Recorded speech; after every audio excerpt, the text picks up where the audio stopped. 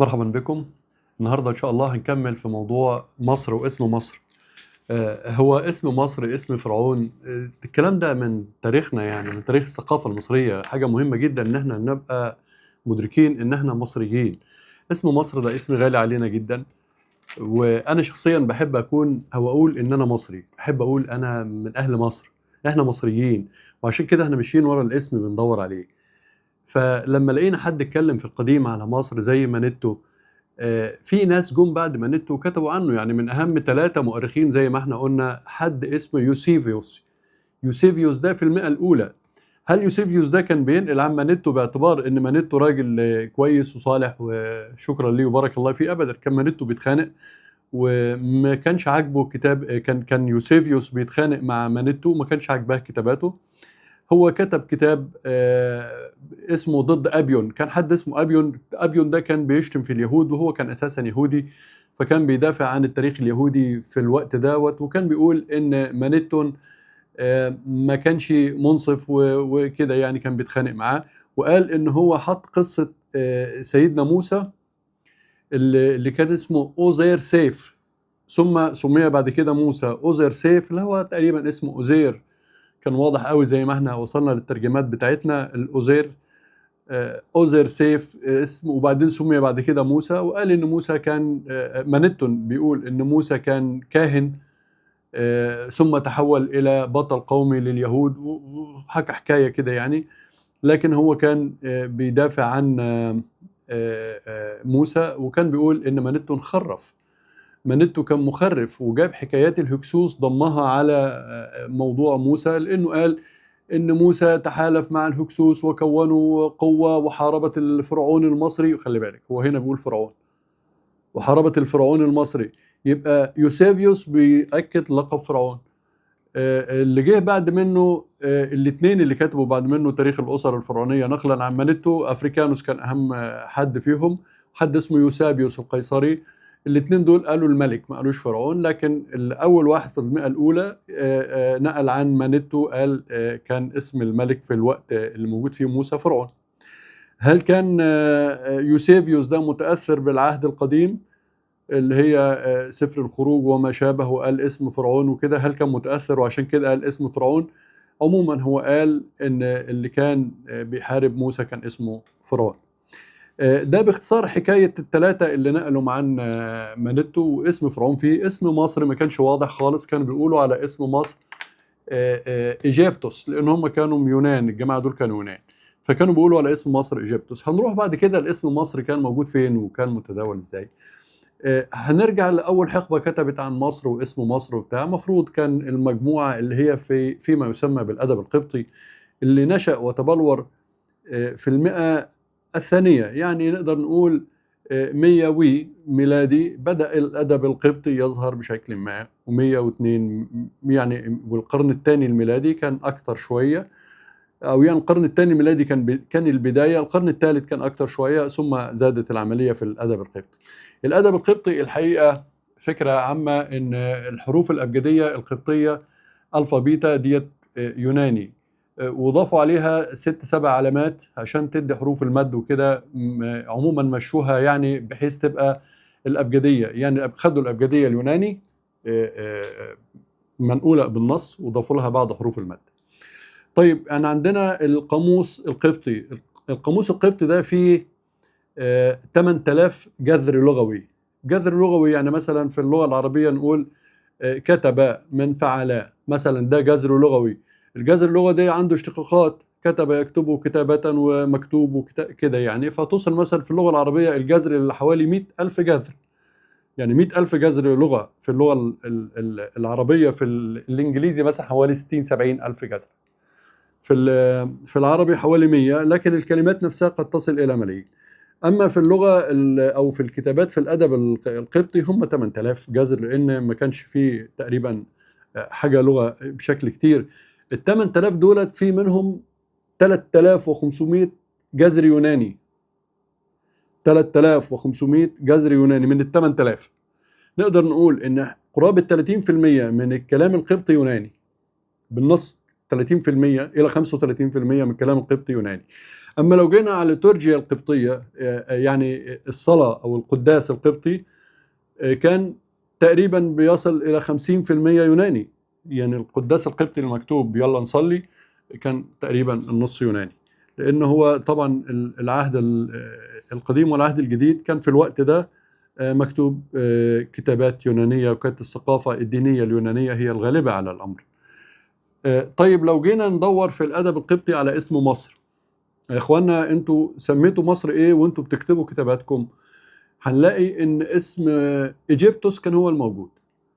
يعني في الكتابات القبطية يعني بالنص، يعني في الكتابات القبطية ما كانش فيه اسم مصر بشكل واضح. يعني نقدر نقول يعني بالنص، يعني أنا كنت بتناقش مع الشات جي بي تي، قلت له اديني نص واضح، ورحنا جبنا شوية برديات كتيرة عشان ندور فيها على اسم مصر ان هو موجود كيمي وخيمي وكده يعني. فكان كله ماشي إيجيبتوس إيجيبتوس إيجيبتوس، حتى إيجيبتوس باللهجة أو باللغة أو بالكتابة اليونانية.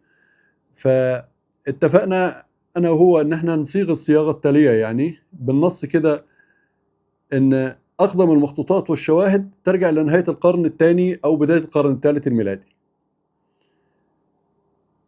ليس لدينا حتى القرن الخامس الميلادي والسادس الميلادي والسابع الميلادي، ليس لدينا حتى هذه القرون حسب ما هو معروف من المخطوطات القبطية المبكرة، حسب ما هو معروف، بردية مؤرخة بثقة إلى القرون الأولى الثانية الثالثة الرابعة الخامسة السادسة السابعة. يعني إيه مؤرخة بثقة؟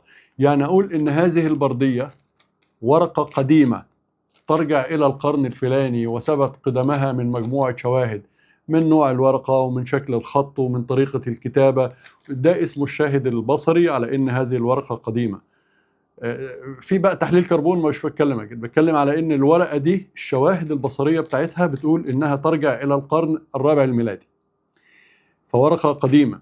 أما تيجي ورقة تانية بتقول إن هذه المخطوطة مترجمة عن مخطوطة في القرن السادس أو القرن الخامس الميلادي، أنا ماليش دعوة بدي، أنا عايز مخطوطة قديمة شهد لها التاريخ أنها مخطوطة قديمة موجودة عندنا، بتقول إن اسم مصر حاجة تانية غير إيجيبتوس. يبقى نقدر نقول ليس لدينا حسب ما هو معروف من المخطوطات القبطية المبكرة بردية مؤرخة بثقة إلى القرن الأول الثاني لغاية السادس أو السابع أن مصر كان اسمها كيمي أو خيمي. يعني لما يجي يقول لك مثلا خرج موسى من كيمي، لا، خرج موسى من إيجيبتوس. دخل إخوة يوسف إلى خيمي، لا، دخل إخوة يوسف إلى إيجيبتوس. ده في الأدب القبطي. أنا عايز أقول إن الأدب القبطي كان نسخة إلى حد ما بعيدة من الأدب اليوناني في عيون الكلمات، في روح الكلمات، في قلب الكلمات. يعني مثلا لما اجي اقول ليه في العظات الداخليه، في العظه الداخليه للكنيسه المصريه القديمه في الصعيد مثلا، لما اجي اجيب اقول ان شنوده رئيس المتوحدين، الأنبا شنودة رئيس المتوحدين، ده كان حاجة عظيمة في الأدب القبطي في الصعيد وله عظات كبيرة جدا. ورئيس المتوحدين يعني إيه المتوحدين؟ يعني كان بيجي حد راهب يقول أنا هبقى يدخل الرهبنة، فكان في صفتين من دخول الرهبنة: واحد بيقعد لوحده داخل قلاية أو مغارة أو كهف، ده لوحده خالص متوحد، ده اسمه متوحد، وعشان كده ده اسمه رئيس المتوحدين. واحد تاني بيقعد في شراكة أو جماعة، فبيبقوا 5 6 7 15 20 واحد تحت رئاسة بابا معين في كنيسة، دول كانوا برضو بيبقوا رهبان. فده كان متوحد وده كان رهبان. أما شنودة رئيس المتوحدين هو كان متوحد؟ لا، بس هو كان مشرف على هذه المجموعات، ولذلك سمي شنودة رئيس المتوحدين. ده له عظات كبيرة جدا وله نصوص كبيرة جدا في الوعظ والكلام، وكان صعيدي، وعشان كده بنقول قبطية الصعيدية، في قبطية بحري وفي قبطية فيومي وفي قبطية صعيدي. فهو كان من القبطية الصعيدية، لهم 3 خطوط من أشكال القبطي، يعني الكتابة القبطية. العظات بتاعته كانت كلها بالشكل ده، وكان هو أساسا بيقول العظة بتاعته وكان دائما يقول إيجيبتوس، ما قالش ابدا كيمي وخيمي. ايجيبتوس المنقول عنه عن الانبا شنودة رئيس المتوحدين، وده كان حاجه كبيره خالص في الادب القبطي في حد ذاته يعني. اذا حد يعني انا المساله مش مساله جدليه، المساله بحث علمي. ان كان موجود مخطوط الى القرون الاولى، مخطوط موثوق يعني مخطوط قديم مش مترجم، انا شخصيا لا انفي وجود كلمه كيميا وخيمي. يعني انا مش بقول لا ما كانتش موجوده، لا كانت موجوده. موجوده في الادب القبطي كيمي خيمي بمعنى مصري يعني موجوده. لكن موجوده امتى؟ موجوده في القرن الاول، الثاني، الثالث، الرابع، الخامس. اول ظهور ليها كان في اي قرن من القرون؟ اللي موجود عنده مخطوطه يقول لنا كانت موجوده فين. لكن ما تنامى الى العلم، ما تنامى الى المعرفه، ما تنامى الى البحث حتى هذه اللحظه، وقد اكون مخطئا، لكن ما تنامى الى العلم حتى هذه اللحظه ان كلمه كيمي او خيمي وجدت في الترجمات المنقوله عن ما هو قديم. يعني اقول لك انا بكتب الموعظه عن الانبا فلان اللي عاش في كيمي سنه كذا. انا مش عايز المرضيه ديت اللي انا بكتب عنه في القرن ال15 مثلا او القرن العاشر او القرن ال20. لا مش عايز دي، انا عايزين ورقه قديمه في حد ذاتها لانها هي تعطي التاريخ يعني، وتحدد بالظبط الفتره دي كانت قبل الفتح العربي ولا بعد الفتح العربي، وخصوصا ان كان في برديات كتيره جدا غير منسجمه مع الفتح العربي الى مصر، وكانت دايما تصف الفتح العربي باوصاف الى حد بعيد لم تكن يعني كده كويسه يعني. لكن هنقول ان اقدم المخطوطات، هندور على اقدم مخطوطه، رقم البرديه او رقم المخطوطه اللي هيجيبها يعني يقول لنا دي اقدم مخطوطه عندي بتقول اسم كيمي او خيمي، يجيب لنا رقم البرديه، تاريخها، اللهجه القبطيه المكتوبه بيها يا صعيدي ولا بحري ولا فيومي، هل النص اصلي ام مترجم؟ النص ده اصلي ولا نص مترجم؟ وكلمه نفسها كلمه كيمي او خيمي جاءت في اي سياق؟ يعني كانت بتتكلم على بلد معين، بتتكلم عن مصر بشكل اجمالي يعني. لكن احنا مرتبطين دايما باسم مصر كاسم مصر، يعني اسم اصيل لمصر يعني. احنا بنحب اسم مصر مش عارف ليه يعني، انا شخصيا مرتبط بالاسم ده جدا، تعصبا لمصريتي وليكن، انحيازا لاثنيه معينه وليكن، انحيازا لقوميه معينه وليكن. انا قومي في الامر دوت، انا اثني في القوم دوت، يعني انا ابن البلد ديت وابن الاسم دوت وابن الشكل دوت، عشان كده انا متحيز له جدا جدا باسم مصر يعني. وخصوصا ان هو ذكر في التوراة وذكر في القرآن وذكر في الأشعار، واسم أجمل، اسم جميل جدا جدا. أما اللغة القبطية في حد ذاتها فهي لغة قديمة ليس عليها أي غبار، تكلم بها كثير من المصريين ما عليهاش غبار. لكن لما أجي أقول إنها كانت لغة عامة الشعب المصري، ليه يا عم؟ ليه هي لغة العامة بتاع الشعب المصري؟ عشان كان في بعض كتابات مكتوبة باللغة القبطية، والكتابات ديت كانت فيها محاكم وفيها مراسلات. طب ما كان في كتابات فيها محاكم وفيها مراسلات أضعاف ما هو موجود بالقبطي كان يوناني، يبقى احنا كنا بنتكلم يوناني. هل كل الكتابات القبطية تخلينا احنا بنتكلم قبطي؟ مش دليل، مش دليل. دي كانت لغة كتابة، لكن هي لغة الوطن يعني لغة البلد مش عارف. يعني اما اجي ادور في المعجم القبطي والاقي تقريبا اكتر من تلتينه من عيون الكلمات، من روح الكلمات، هي كلمات يونانية. يعني مثلا اما اجي اتكلم على ولاد العم، ولاد الخال، القريب، القبيلة، الشعب، كل دي كلمات يوناني يعني في اللغة القبطية. لما اجي اقول مثلا ايه، قبيلة، شعب لوس، يوناني لوس، أمة أنثون، أثنوس، إقليم بلد معين اسمه خورة يبقى خورة، مدينة أو موطن بوليس يعني بوليس، هنا زي هنا، بوليسي باتريس معناها موطني أو بلدي، باتريس يعني باتريس هنا، باتريس هنا.